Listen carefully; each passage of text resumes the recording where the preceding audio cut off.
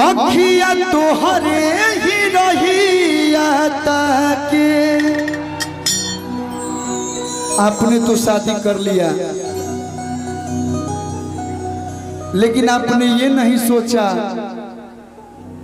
कि जो आपसे प्रेम करता है, जो आपको चाहता है, वो किस हाल में होगा। ओ साथी रे तेरे बिना भी क्या जीना।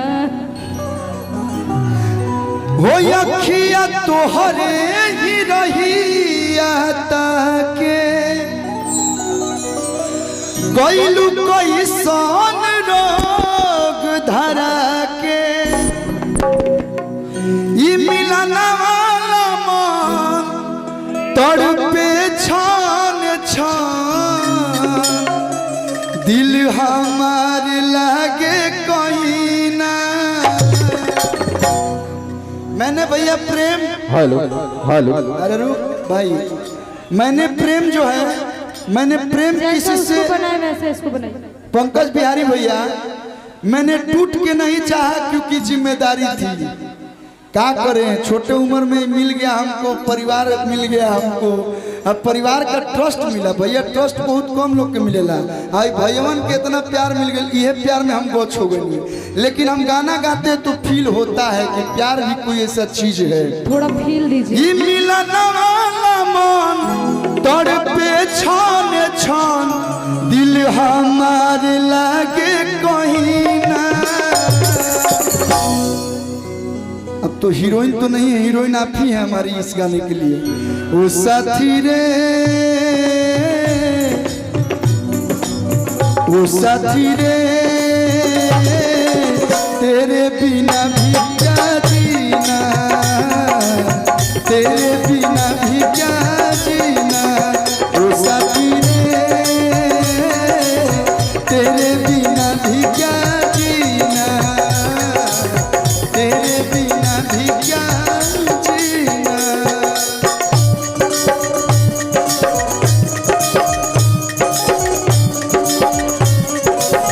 क्या बात है, हमने भी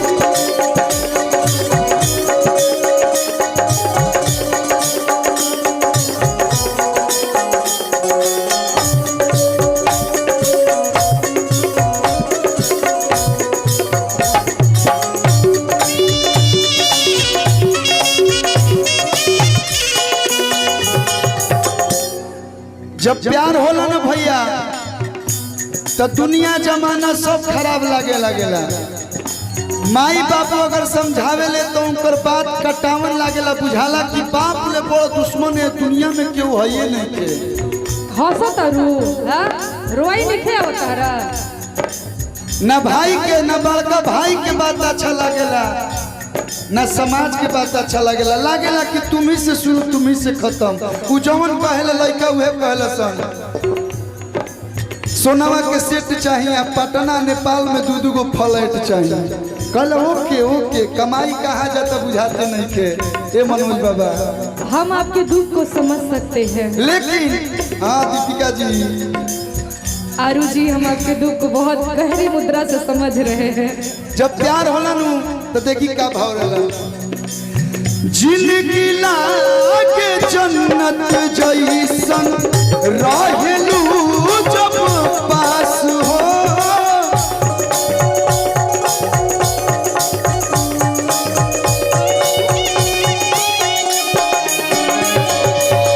बतिये से जुड़ाला जियरा भरल बा इतना मिठास हो।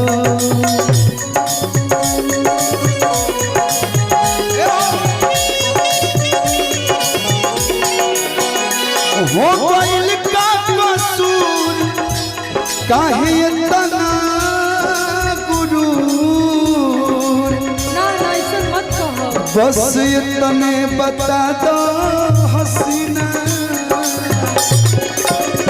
ओ साथी रे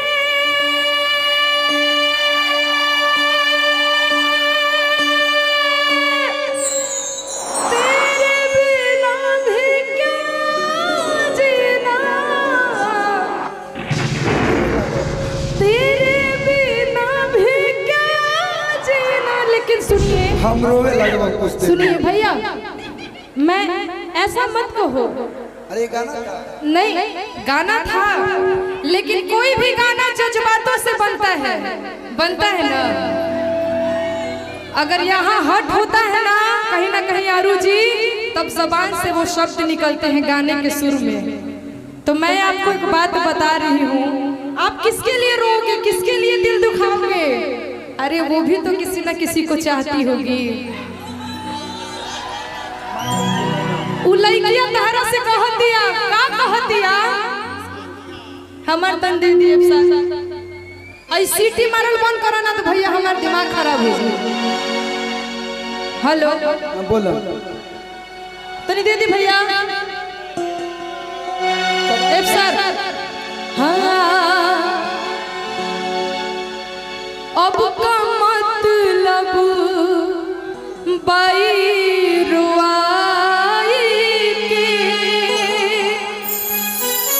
आरू जी एक केकरा भाई बाबे चैनी आई हम।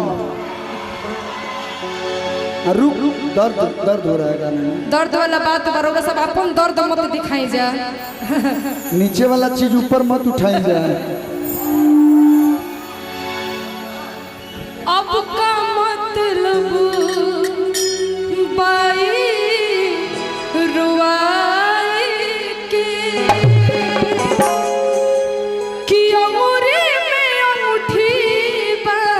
सगाई के। लेकिन कलू जी कि हम तो तेनियों के ना भइनी, कि हम तो तेनियों के ना भइनी, दिल लगाई के। अब का मतलब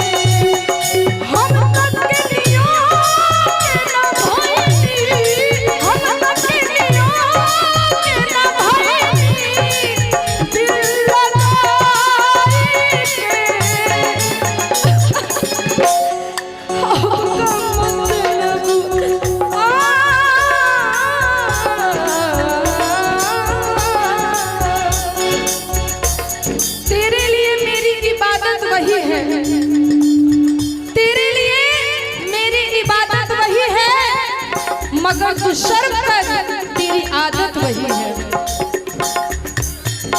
अब का मतलब बाई रुवाई के और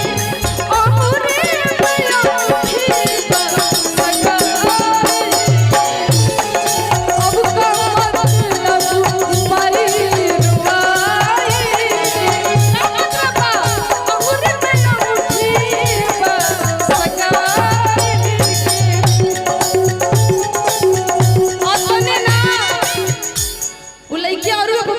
दिया भैया हो कि तुम मेरे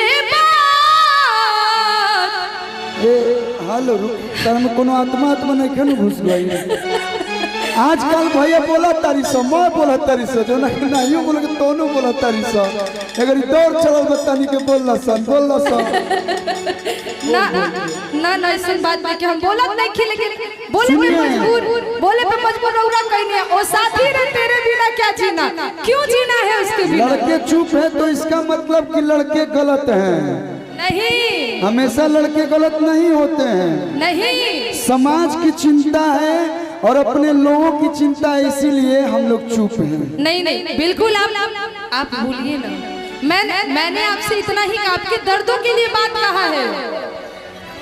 ठीक है ना, बोला के बाद हम बोला कि तुम मेरे बाद मोहब्बत को तरस जाओगे, तुम मेरे बाद मोहब्बत को तरस जाओगे, तुम मेरे बाद मोहब्बत को तरस जाओगे, तुम मेरे बाद मोहब्बत को तरस जाओगे।